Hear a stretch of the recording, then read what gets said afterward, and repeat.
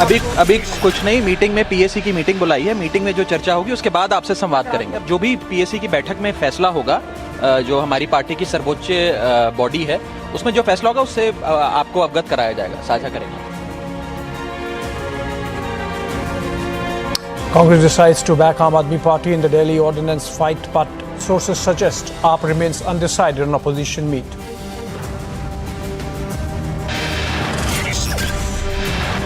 Big relief for the Aam Aadmi Party as government slashes prices of big relief for the Aam Aadmi as the government slashes prices of tomatoes further, now selling at ₹80 a kg.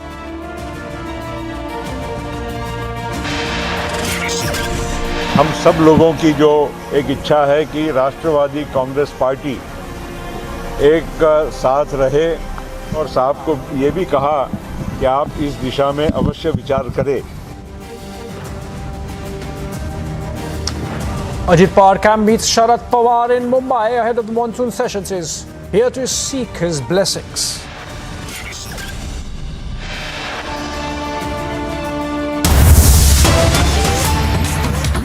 Well, let's begin with more on the same. Sharad Pawar is not in a mood to relent. That's breaking news development coming in. NCP patriarch Sharad Pawar, sources tell us, is firm on his decision. He won't join hands with the BJP. Will attend opposition party meet. That's happening tomorrow in Bengaluru. We'll try and connect with Alisha, who brings to us this breaking news development from Mumbai. Alisha, in fact, is on phone. Alisha, what your sources are telling you about Sharad Pawar? He's clearly not happy or mollycoddled by the visit of Ajit Pawar and Praful Patel there, Chhagan Bhujbal included, and he's continuing to be with the opposition. You think there is any possibility in future of Sharad Pawar changing, or it's a red line now? Well, that is something Ajit Pawar camp is constantly going to try, because even today when they met Sharad Pawar, they have requested to remain united. But what we know from our sources, from the NCP Sharad Pawar camp, where it has been mentioned that Sharad Pawar is very much firm on his decision, and tomorrow where there is a opposition party meeting, he is going to attend the opposition party meeting in Bengaluru.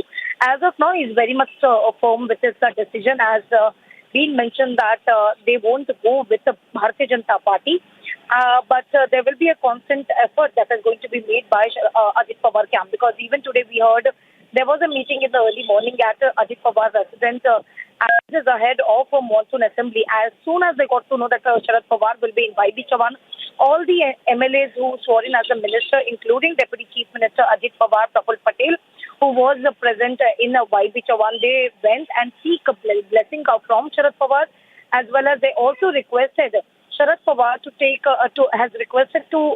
about the decision to remain NCP party as united. Okay, but Alisha, you think that this group the breakaway group is going to make any other attempt, or was it just a formality and it has ended? You think that they would still try to indulge with the party patriarch in any manner? Well, there could be an attempt that has to be made by Ajit Pawar camp, because even today while speaking to the media, Praful Patel made it clear that Sharad Pawar is our leader, and we have been working since many years now, which is why we try to convince, and we spoke to Sharad Pawar and expressed our concern as well. Not only this, but also requested him to remain united. So there is an attempt that has already been made by Ajit Pawar camp, but also in future that is going to the same attempt is likely to be made, because it is to the party to remain united, and specifically the election commission, where the petition from both the sides, specifically the disqualification petition that has been given by Sharad Pawar camp. So this could be an attempt from Ajit Pawar camp, as now they are in government and wanted to work for the people of Maharashtra. So there could be possibility that even in future they could make another attempt to make Sharad Pawar be in the power in Maharashtra, and will ask to be in to join hands with the Shinde BJP government. But what we know from our sources that Sharad Pawar, who is very much firm with his decision, and already stated that he won't join hands with the BJP, as well as tomorrow when there is an opposition meeting, where Sharad Pawar is going to be in Bangalore to attend the same meeting. All right. Thank you so much, Alisha, for bringing us up to date with what's happening in the power camp on the issue of the breakaway group and how to treat them, given the fact that they still are indulging or seem to be indulging with the party patriarch. On that note, moving on, another breaking news development and an important one at that, coming in from our western neighbor Pakistan, where the Human Rights Commission of Pakistan has suggested that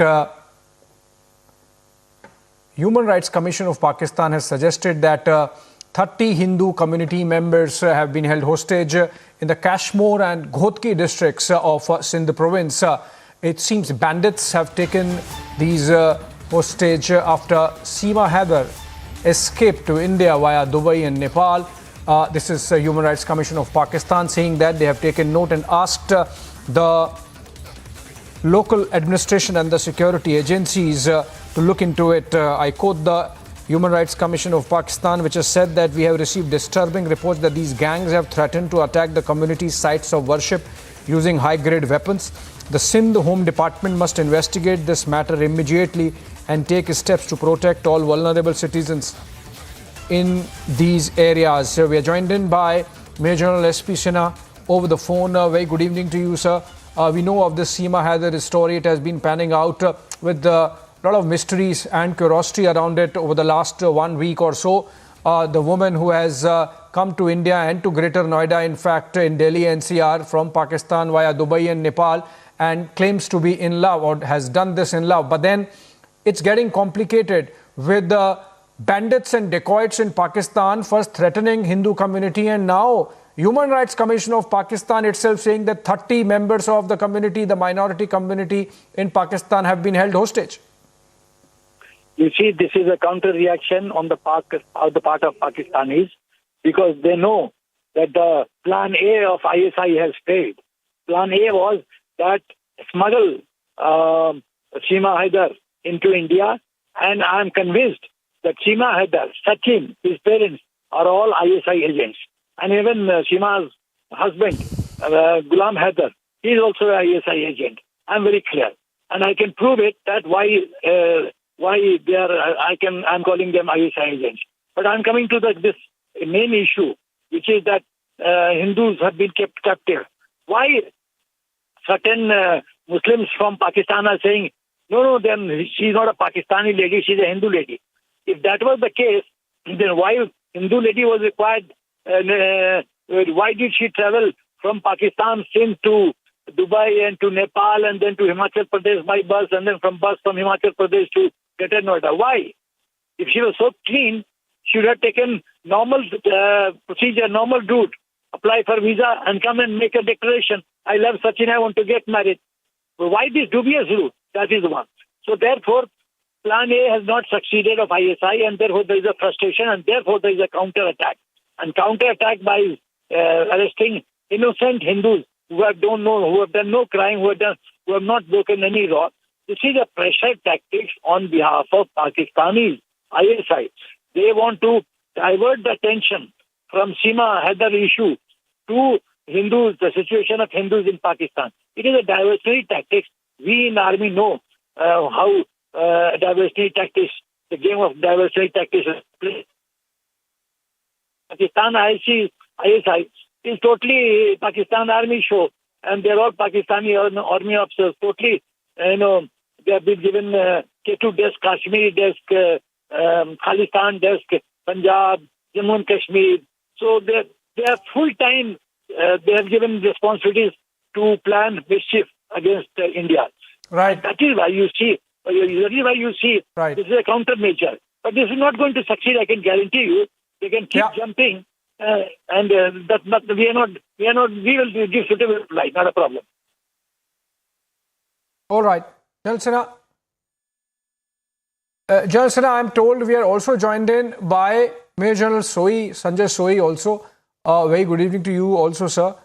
It gets curiouser now with the Human Rights Commission of Pakistan, in fact, coming out with a statement suggesting that 30 Hindu community members have been abducted in parts of Sindh, essentially Kashmir and Ghodki districts, because some bandits want Seema Haider to be back. Now, there are a lot of gaps in Seema Haider's story, and despite that, we are seeing some kind of retaliation and reaction against the Hindu community in Pakistan. You think that this is a ploy actually to target the Hindu community further using the Seema Haider episode, and it's dangerous, and that's why maybe the government of India through the Ministry of External Affairs should respond to this or should take a position on this?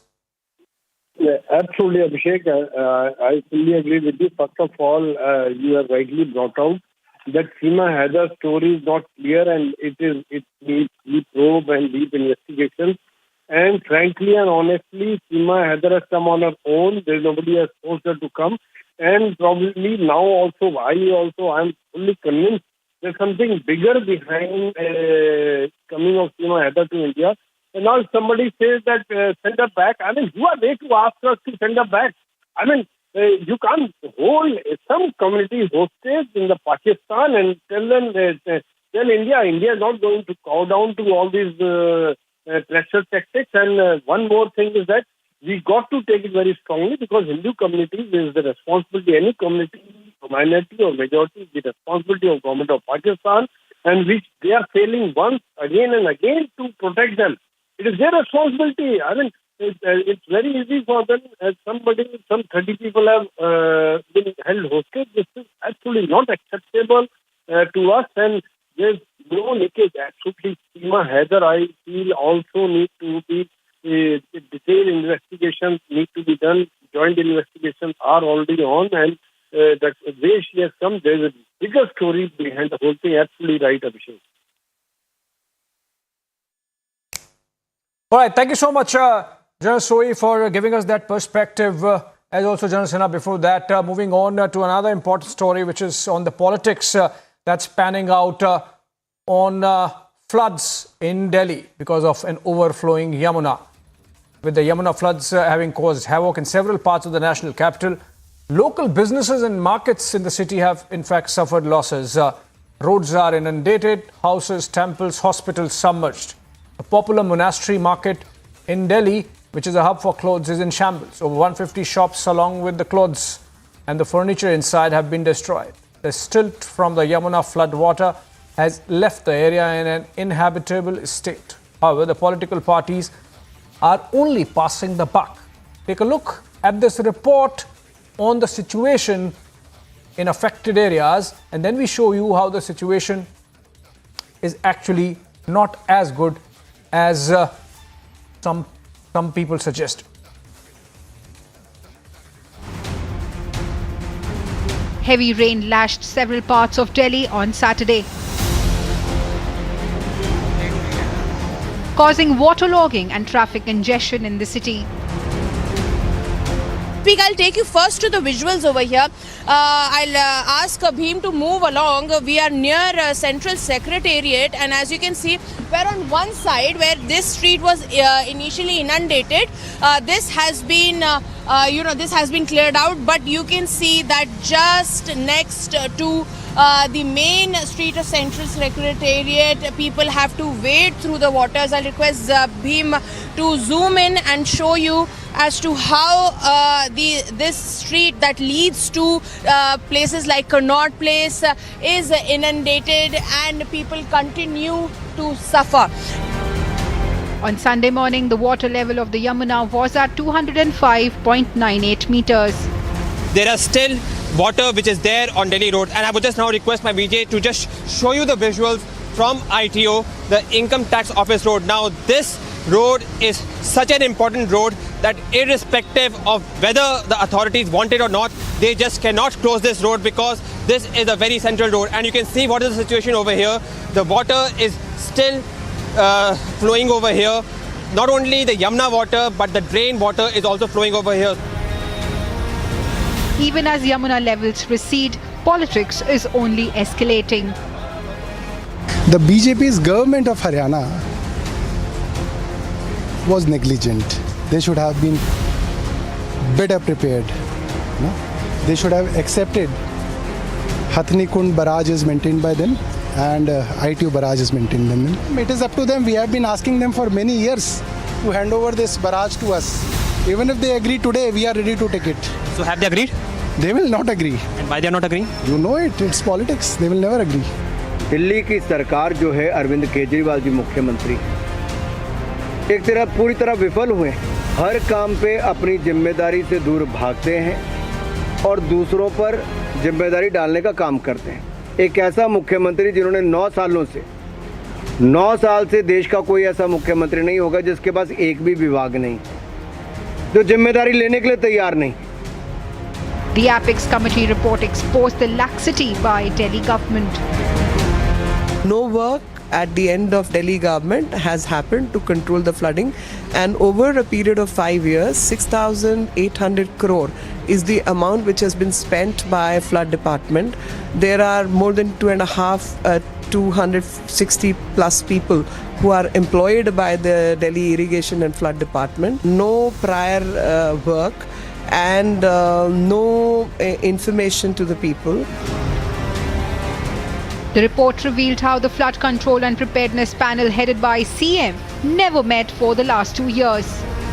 If you look at the documents that we've accessed, it clearly states that the first meeting was supposed to be scheduled on the 30th of June, and to check the preparedness, to check the water levels. Tardy attitudes were adopted by the Delhi government, and that has put the national capital in such a fix, because we've seen that how the water of Yamuna rose. So all these predicaments that the national capital is facing right now.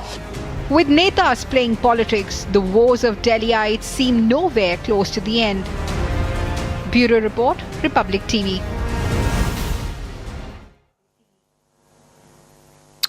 Well, this is our national capital, at least some parts of it completely submerged. Going to Piyush Ohri, he's been reporting on this story for the last few days. Piyush, please update our viewers. What's the situation on the ground? Because reports have been suggesting that the Yamuna has finally started receding, but then we also hear that it has rained again heavily in some parts of Delhi. Is it affecting the water logging from where you are reporting, or are we going to see better days going into the next week? So yes, good evening Abhishek, and good evening to all our viewers who are viewing us at the moment. And I can tell you first with the good news. And the good news is that Yamuna levels continue to recede quite considerably. And yes, right now it is flowing much below, if not at much the danger mark. But yes, definitely it is flowing at a level which it can be controlled at. Having said that, I want to just tell you also that while we are talking about the negativity and pessimism of the blame game which our political parties are involved in, let me just tell you about the positivity. And the positivity is the amount of good work which has been done by our Indian Navy officials and officers of Indian Army. I'm right now reporting from ITO Barrage, where the 8th Engineers Regiment of Indian Army Engineers is working. Now this 8th Engineers Regiment, and I would just, this is the visual which is being presented to you by my video journalist Vijay Surinder Rawatji. There is a makeshift bridge which is being made by the 8th Engineers Regiment, the Madras Sappers of the Indian Army. Now what is the significance of this bridge? Now if you remember Abhishek, just few days back, some amount of water had also come to Supreme Court, and some amount of water had also come to Lutyens Delhi, and there was fear that just like parts of areas which were lying close to Yamuna, even Lutyens Delhi will get flooded. So what they did, the Indian Army did, was that they built this makeshift bridge, or the visuals of which have been sent to the team. They built this makeshift bridge and made sure that the drain that used to collect the sewage water from Lutyens Delhi did not mix with Yamuna River, which changed its course because of the high intensity flow, and made sure that the Lutyens Delhi did not get inundated. So I can just tell you one thing, that while we are seeing the negativity of blame game which our political parties is involved in, we are reporting from the ground and also reporting the positivity of the Indian Army Forces and Indian Navy. Back to you in the studio. All right, thank you so much, Piyush. And some good news for the viewers, particularly the residents of Delhi, that Yamuna continues to recede, and there would be dry, good days going ahead into the next week. On that note, we slip into a short break. On the other side, big relief for Aam Aadmi as government slashes prices of tomatoes, further selling at 80 a kg on select NAFED NCCF joints.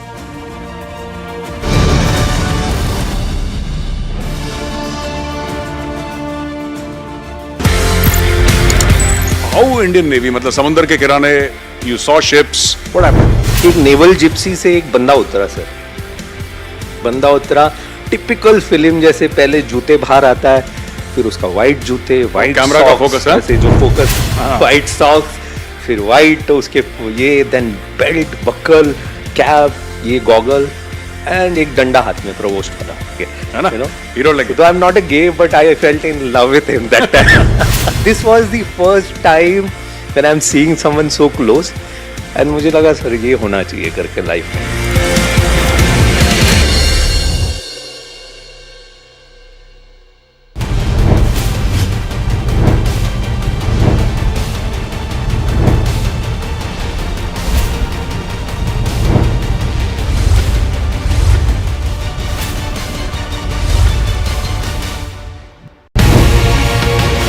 Talking about Chandrayaan 3, and if you look at both the mission Chandrayaan 2 and Chandrayaan 3, what is it that we have done differently this time? There were many changes in the hardware to accomplish that. One of them is that we were landing with a single engine last time. Now we are going to land with 2 engines this time. Second is we are having more fuel on board to handle dispersions of wider extent. Then we looked at how sensors can mislead you. There are certain sensors to measure position, height, speed, relative to the moon, etc. And we try to put additional instruments to handle failures of multiple sensors.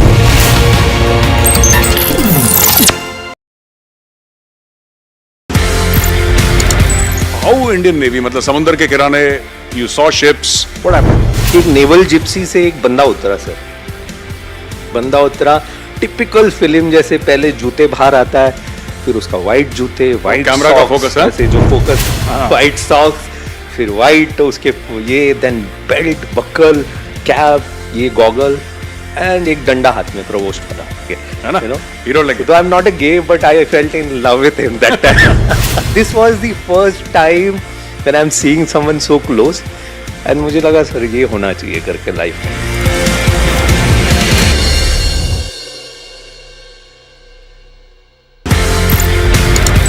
How Indian Navy मतलब समुद्र के किनारे you saw ships what happened? एक naval Gypsy से एक बंदा उतरा sir.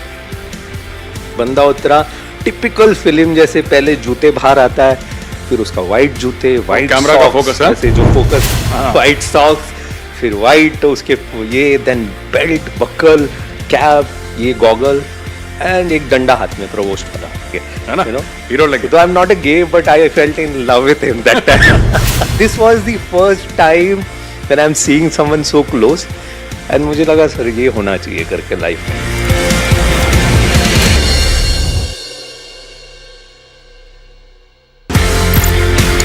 Then you wore whites and all, and you completed your training. You were commissioned, and then Kargil happens. Operation तलवार ऐसा एक वॉर था, आई मीन नेवी पार्टिसिपेटेड, जो तीनों जो कमांड है नेवी का एक साथ it came under western naval command. West पे there were 33 ships, and then when he said that कि it's a war you are going, so पहला इमोशन जो होता है ना, अगर मूवी में सब दिखाते हैं कि मारेंगे काटेंगे, वैसे कुछ नहीं होता था।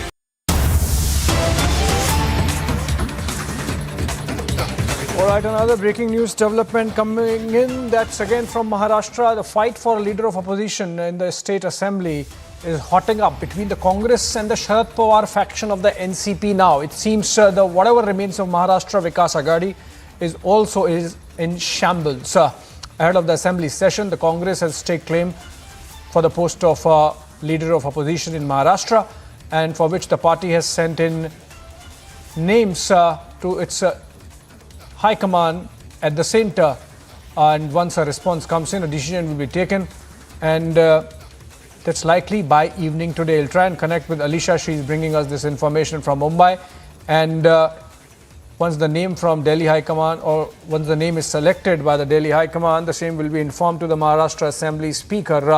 Alisha, please tell us what are the names that are being talked about from the Congress side, and is it on their own? Have they consulted with Sharad Pawar, or they are saying that, okay, fine, Sharad Pawar is no more a player, no more an important player, his party is gone, we will decide for ourselves? The names that are being discussed and whether the Congress consulted with Sharad Pawar.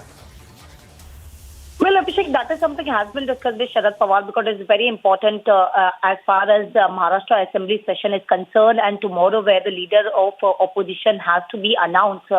But here is the Congress who had a word already. They had a meeting with Jayant Patel, and Jayant Patel also mentioned that it was Babasaheb Thorat and Vijay Wadetiwar and the other Congress leaders, including Ashok Chavan, who had a meeting with them and specifically claim over the post of leader opposition since the time Ajit Pawar has resigned from the LOP and who joined Shinde BJP government. But yes, what we know that ahead of Maharashtra Assembly session, where the Congress has taken claim on the Maharashtra leader of opposition post, and the names for the same has already been informed, and final decision will be taken by Delhi High Command by this late evening.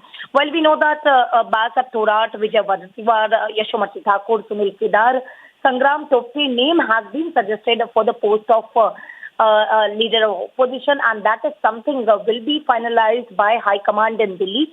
And once the Delhi High Command finalizes the name, same will be informed to Maharashtra Assembly Speaker tomorrow.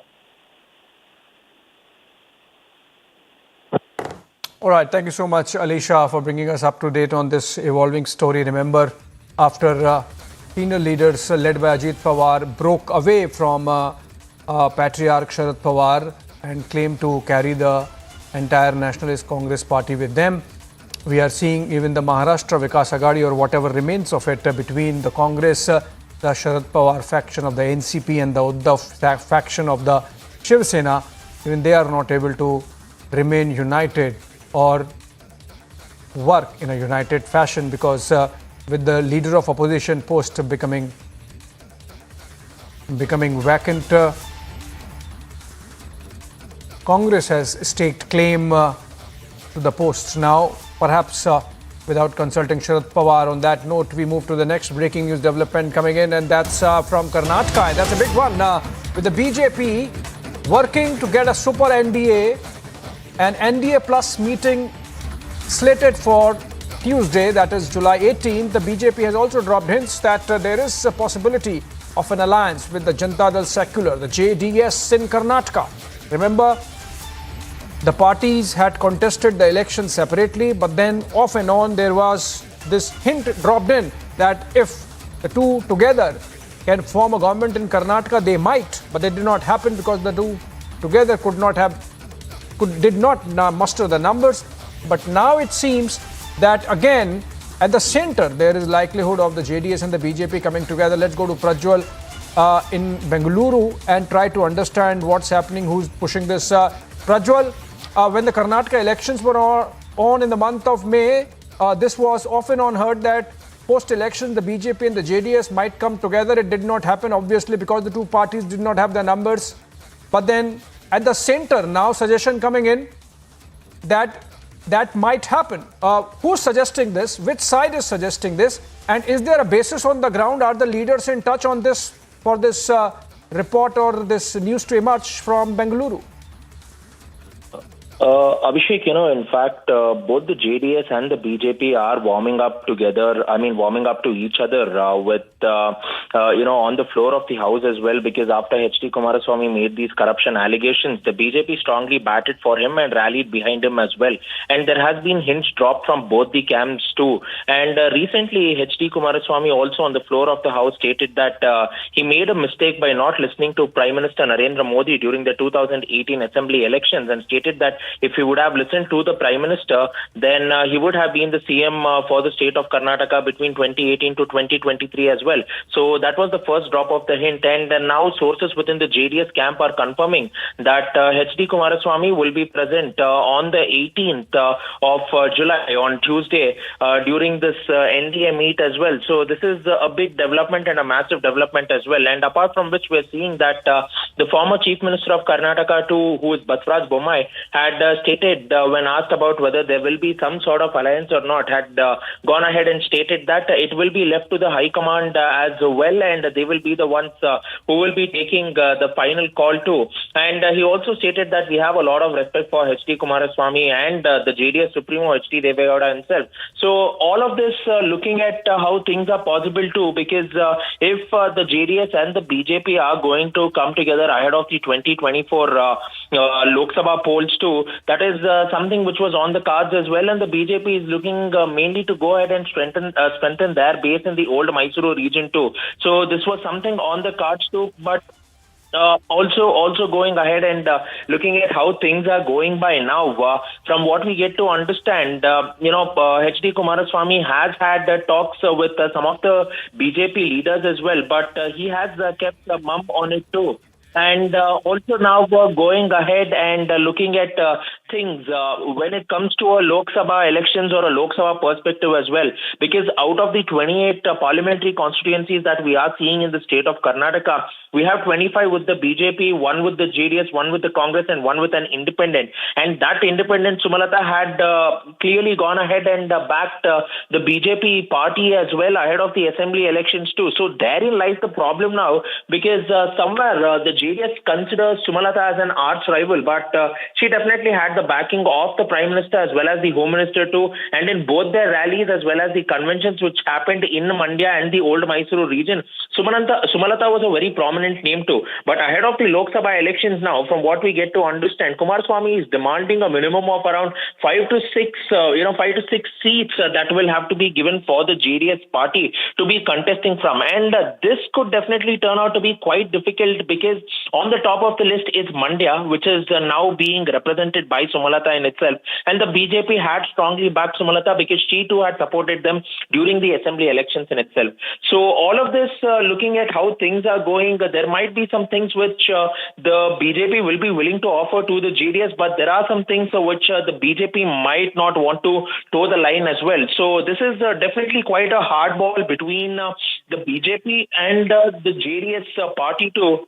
So we will need to go ahead and look at how things will happen as well, Deepthi. All right, Prajwal, for the moment, thank you so much for getting us that entire backstory. What we'll do is, for our viewers just tuning into the broadcast, it's important to listen into this reaction that has come in from the BJP's and the former Chief Minister of the state, Basavaraj Bommai, on what possibly could happen vis-a-vis the JDS. Let's listen in to what he said. JDS ವಿಲೀನ ಆಗಬಹುದು India ಜೊತೆ. ಅದು ನಮ್ಮ ವರಿಷ್ಠರು ಮತ್ತು JDS ನಾಯಕರ ವರಿಷ್ಠ ದೇವೇಗೌಡರ ನಡುವೆ ಇರುವಂಥ ಮಾತುಕತೆ.